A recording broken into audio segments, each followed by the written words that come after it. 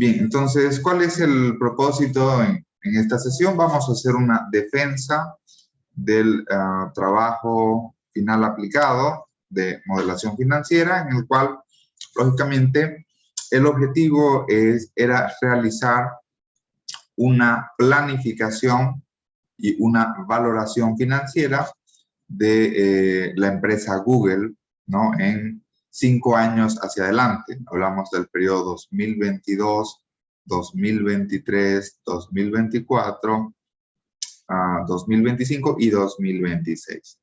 El objetivo, desde luego, es realizar una planificación financiera en 5 años hacia adelante.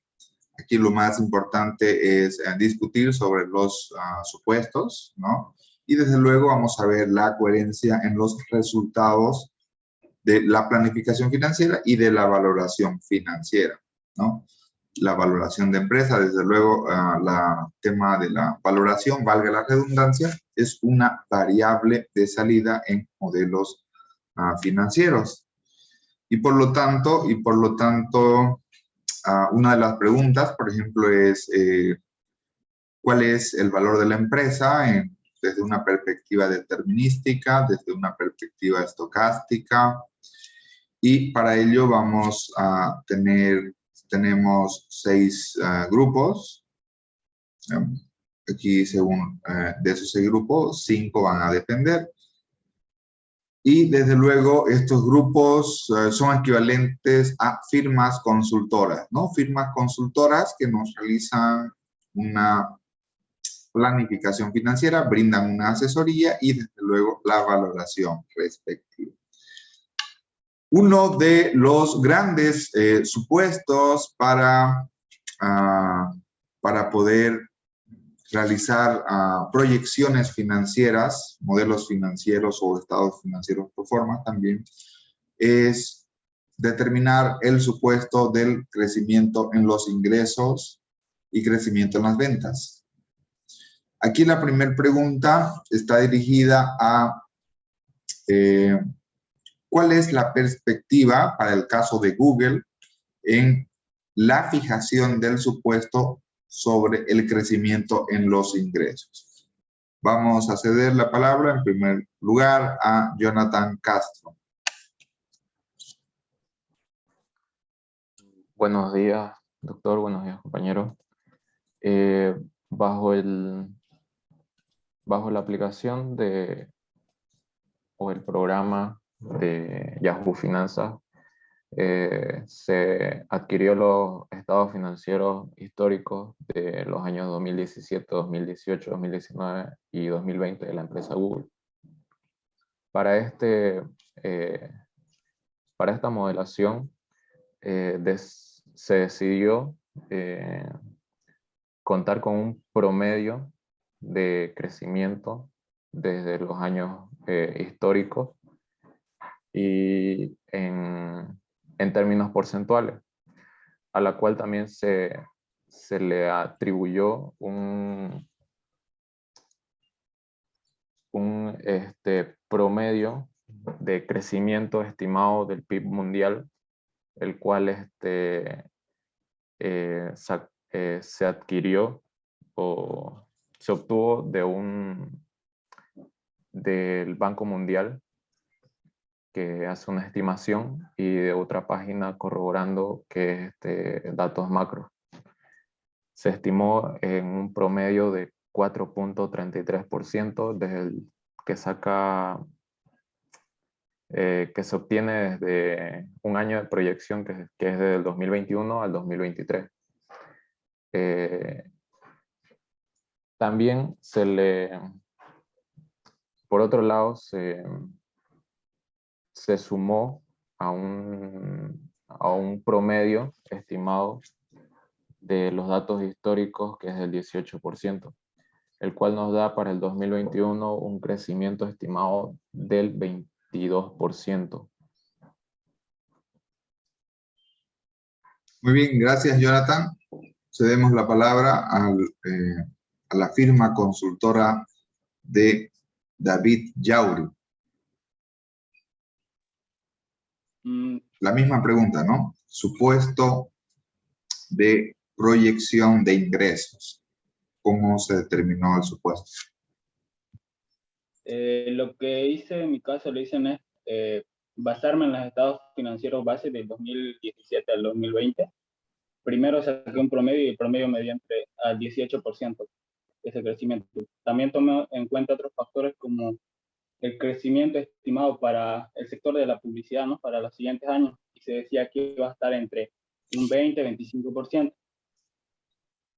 Y la tendencia de crecimiento iba en descenso de 23 a 18, llegando a 18, ¿no? Y a la misma vez que en la página de Just Finance se hacía una estimación de un crecimiento del 17%, pero ese era para el siguiente año, no para todos los próximos 5 años, digamos. Y tomé en cuenta ese 17% porque seguía la tendencia que tenía el crecimiento de las ventas. Excelente, muy bien, David. Vamos con el grupo D, María José, perdón.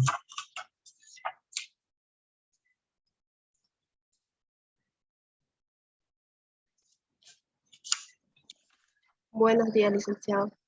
Buen día. Bueno, en nuestro caso, nosotros hemos utilizado de los 3 años estudiados, le hemos sacado un promedio para cada año de las ventas, y de ese mismo promedio sacamos el promedio que nos dio un total de 18% para el crecimiento de las ventas. ¿Me escucha? Sí, adelante. Hola, ¿se escucha? Sí, se escucha. 18% no puede justificar el cálculo. Sí, ¿Con nosotros base en hemos... promedio también? Sí, le sacamos un promedio a los promedios de cada año que calculamos, del 2018, 2019 y 2020. Ya, muy bien. Permítame un momentito, por favor. ¿Cómo modelamos el tema de la publicidad?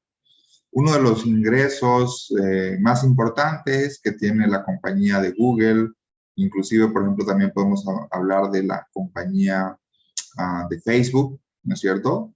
Es básicamente la publicidad. ¿Cómo eso lo incluimos en nuestra modelación? Dejamos la pregunta abierta para los grupos.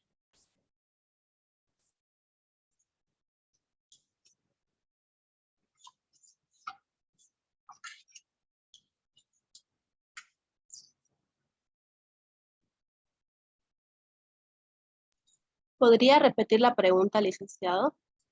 Que uno de los principales ingresos que tiene la compañía de Google es el tema de publicidad.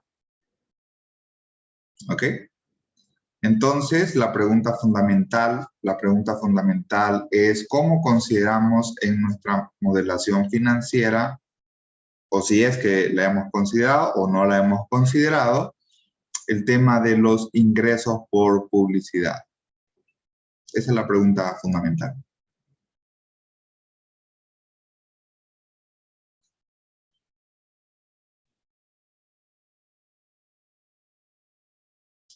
Dicho de otra forma, es lo mismo que preguntar de dónde vienen los principales ingresos de Google y cómo lo hemos considerado en nuestra modelación.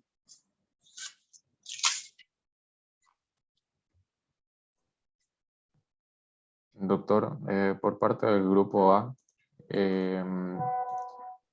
se estimó que por datos históricos de la empresa Google tiene entre el 2017 y el 2018, los ingresos por publicidad son del 90% con respecto a los totales ingresos. En el 2019 y 2020 cae a un 81% del total de los ingresos. Es su principal fuente de ingresos de la empresa Google, lo cual nosotros no lo incluimos en la modelación por individual, pero sí el global, ya que los ingresos totales, sacamos el promedio ahí y ahí también agregamos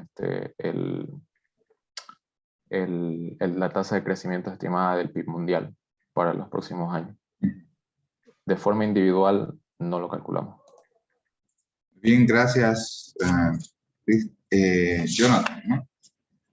Jonathan, sí. ¿Alguien adicional que nos quiera hacer algún comentario? Siempre bueno presentarse por el grupo asignado. Tenemos A, B, C, D, E, F y H, ¿no? Grupo L, doctor. Nosotros en nuestra modelación sí lo tomamos en cuenta de manera, ¿cómo podemos decirle? Le hemos dado valores y mediante ese análisis hemos percatado de que como el mayor ingreso que tiene la empresa Google es por publicidad, entonces nosotros le hemos dado unos parámetros de escenarios iguales de 70% y los otros ingresos que perciba la empresa Google representan el 30%. Entonces, mediante eso hemos calculado y tomando en cuenta el pronóstico de crecimiento de los ingresos, entonces, mediante esa repartición hemos calculado los totales ingresos, dando mayor énfasis en los ingresos por publicidad.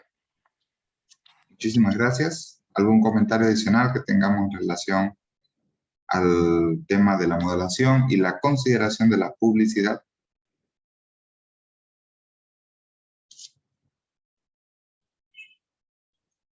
Muy bien. Ahora vamos a ir con una tercera pregunta. En realidad estamos discutiendo supuestos, ¿no? Y esto tiene que ver con el gasto de investigación y desarrollo. Resulta de que en el área en que opera Google, así como también está Facebook, por ejemplo, ¿no? El tema de investigación y desarrollo es muy importante porque la innovación cada vez y la tecnología cada vez va avanzando, ¿cierto? Entonces hay nuevas aplicaciones, de hecho hay nuevos productos de Google, incluso creo iban a sacar unos lentes en el cual a través de lentes podíamos grabar, podíamos ver una serie de cosas, ¿no?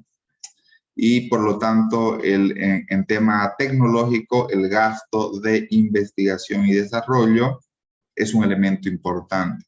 ¿Cómo consideramos este gasto de investigación y desarrollo en nuestra modelación financiera?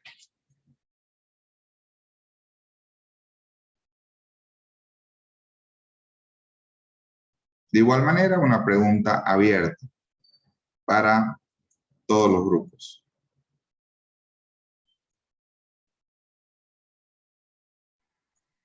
Grupo E, licenciado. Adelante. Grupo E. Grupo E. Rosalina. Debido a que la investigación y desarrollo es una de las variables muy importantes porque de eso va a seguir a futuro los ingresos de la empresa Google, nosotros hemos hecho un análisis vertical ahí en esa variable según sus estados financieros. Entonces ahí vemos que, y lo hemos relacionado tal como dice Ross en la teoría, que nosotros tenemos que buscar variables y cuáles son las variables que dependen de las ventas, ¿no? Entonces nosotros basándonos en la teoría, hemos separado las variables de los estados financieros que puedan depender de las ventas o que tengan relación con las ventas y hemos hecho un análisis vertical y mediante eso se ha determinado un porcentaje y de ese porcentaje hemos sacado un promedio de los 4 años analizados según los estados financieros históricos. A nosotros nos ha salido en investigación y desarrollo para tomar en las variables para poder poner escenarios, nos tocó en el escenario base, hemos sacado un promedio y nos dio de a 15%. Bien, 15% significa de que de cada $100 que recibe Google, $15 los va a destinar para investigación y desarrollo.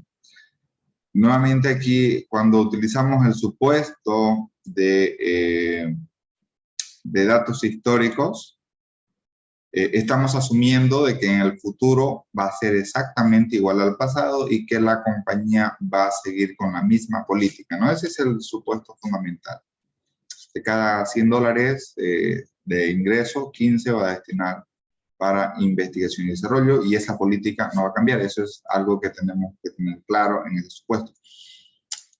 Otro elemento importante también que se puede considerar en la fijación de este supuesto en cuanto a destinar para gasto de investigación y desarrollo es ver qué está haciendo la competencia, ¿no? Es cuánto están destinando y mínimamente vamos a invertir lo que invierte la competencia o inclusive, por ejemplo, vamos a destinar más gasto de investigación y desarrollo en comparación a que la competencia.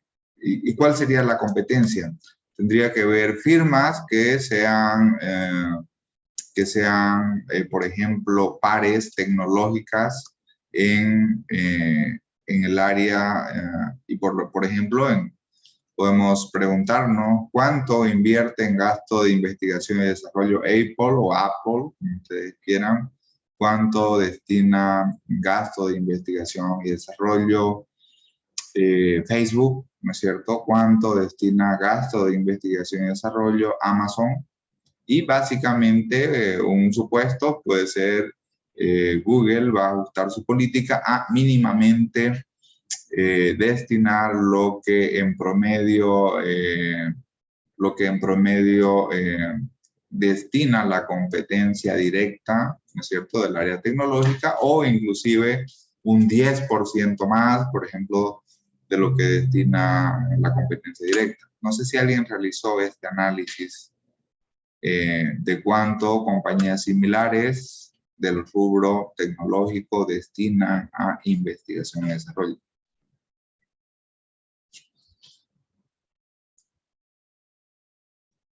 ¿Alguien realizó ese análisis? Interesante, ¿no? Bien, entonces vamos a una siguiente pregunta, que en términos de modelación financiera es muy importante.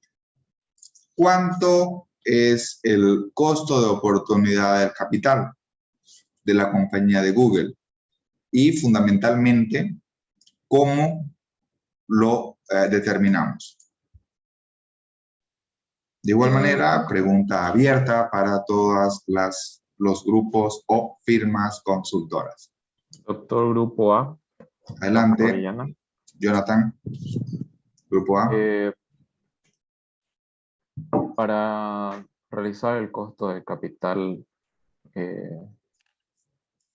promedio ponderado, se obtuvo del programa Yahoo Finanzas las rentabilidades mensuales de la empresa Google, también como las rentabilidades diarias del mercado, también mensuales, del año 2021, el cual se obtuvo los precios mensuales de acciones. De ahí se realizó una operación para sacar las rentabilidades mensuales de la empresa Google, también, tanto como las rentabilidades mensuales del mercado. En este caso sería Nasdaq, el cual se sacó la covarianza de las rentabilidades mensuales, tanto de la empresa Google con el mercado. También se obtuvo la variación o la varianza poblacional del mercado. Por otra parte, también se obtuvo el beta Estamos hablando de un modelo KPM. Sí, el modelo KPM. Entonces, con el modelo KPM determinaron el costo de oportunidad al capital o el rendimiento mínimo accionario. Sí, el cual obtuvimos un COC del 29.28%. Prácticamente un rendimiento mínimo exigido del 30%, digamos, ¿no? Sí. Muy bien, los demás grupos, ¿cómo lo estimaron y cuál fue el resultado del costo de oportunidad del capital? Buenos días, dice el grupo F. Bueno, nosotros sobre, o sea, los datos de Google, no del histórico, con el mercado, nosotros trabajamos con el mercado S&P 500, ¿no? También optamos por el modelo KPM, en la cual obtuvimos una beta de 1%, ¿no? Beta de 1, no, no está expresado en por ciento, sino es un número, es un número absoluto, ¿no? Sí. En sí nos dio 1,09. Claro, sí, sería aproximado a 1. Claro. En la cual nos dio un costo de oportunidad de un 22,13%. 22%. Muy Sí. bien. Gracias, grupo E. Grupo ¿Algún otro H, grupo que nos quiera hacer algún Grupo comentario en H, particular? licenciado. Grupo H, Buenos días, Marcella. licenciado. Sí, aquí les- Pueden Nosotros levantar la igualmente. mano, pueden levantar la mano también para que vamos cediendo las palabras en el orden de solicitud de participación. Adelante, Giancarlo. Nosotros igual utilizamos el método KPM, debido a que Google no cuenta con, que no realiza entrega de dividendos, por lo cual se optó por este método. Los datos se obtuvieron para la tasa libre de riesgo, se tomó la tasa de vencimiento constante del Tesoro de Estados Unidos 2021, la tasa de rentabilidad de mercado, tomamos en cuenta los datos obtenidos de una página Domar, y la beta de Yahoo Finanzas sacamos, para así sacar un cálculo del KPM, nos salió el 27%. 27%. Muy bien. Ahora vamos con el grupo C. David. Luciano, en mi caso hice también a través del modelo KPM, trabajé con precios diarios, rentabilidades diarias. El beta me dio 1,03, pero tomé el beta de Yahoo Finance, que fue 1,06, y con eso me dio 25,6% de costo de oportunidad de capital. Muy bien, 26%, estamos en 22, 26, hasta un 30%. Adelante el grupo de Rosalina Pacheco, grupo E, ¿no?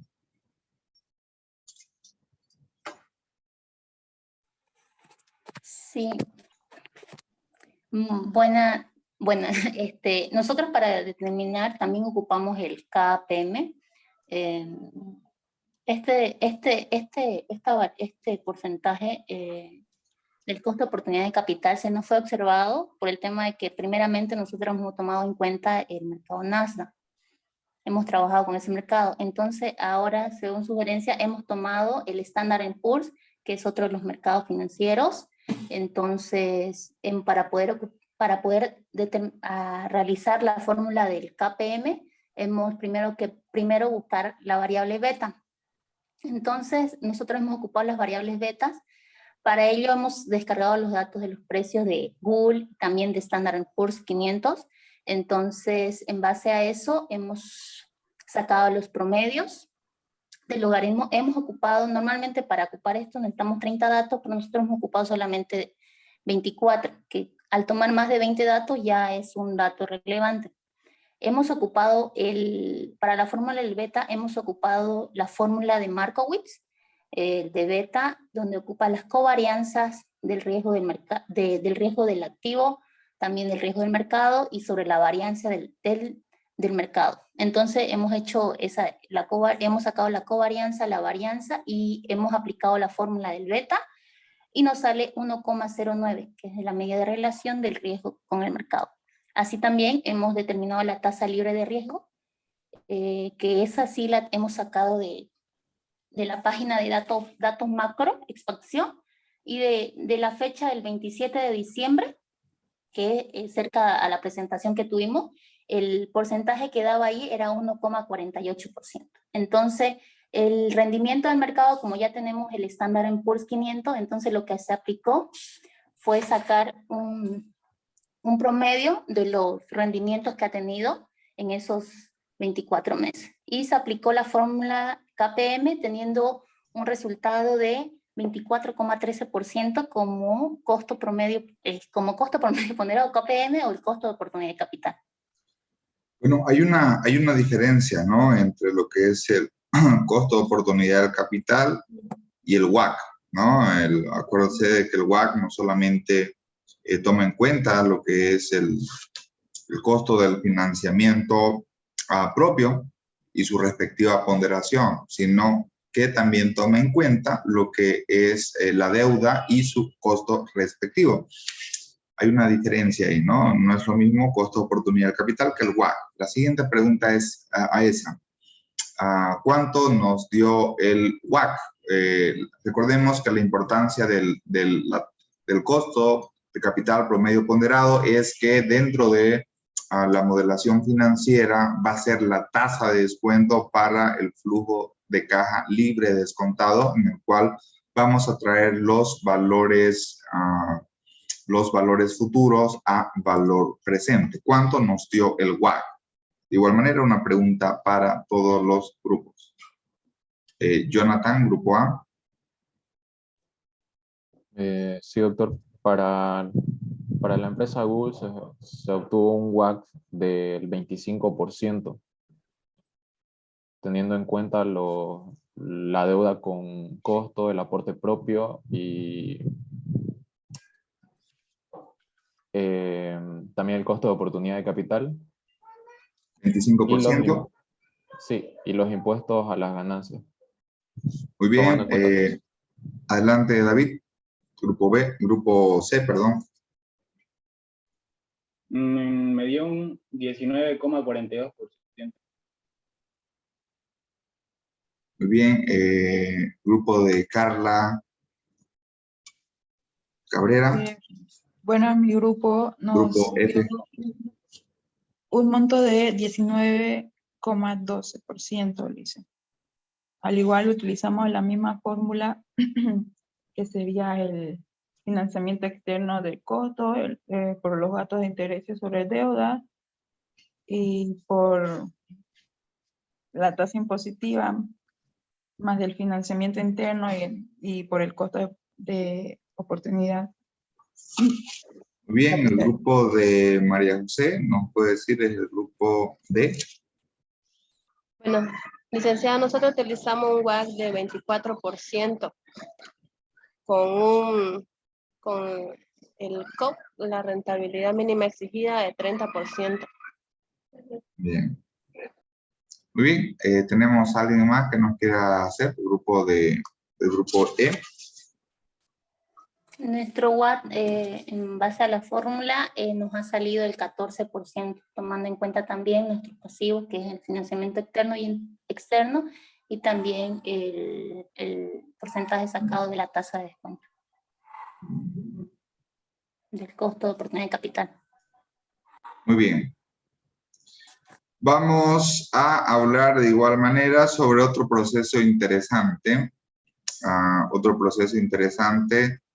Que es muchas veces cuando para temas de valoración de empresas utilizamos la herramienta del flujo de caja libre descontado. Ya sabemos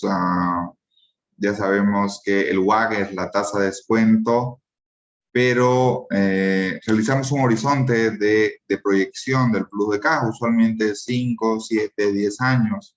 Sin embargo, en ese periodo de tiempo, la empresa no muere, la empresa continúa. ¿no? Y en tal sentido, aquí una pregunta relevante es, ¿cuál es el valor terminal de Google y cómo lo calculamos?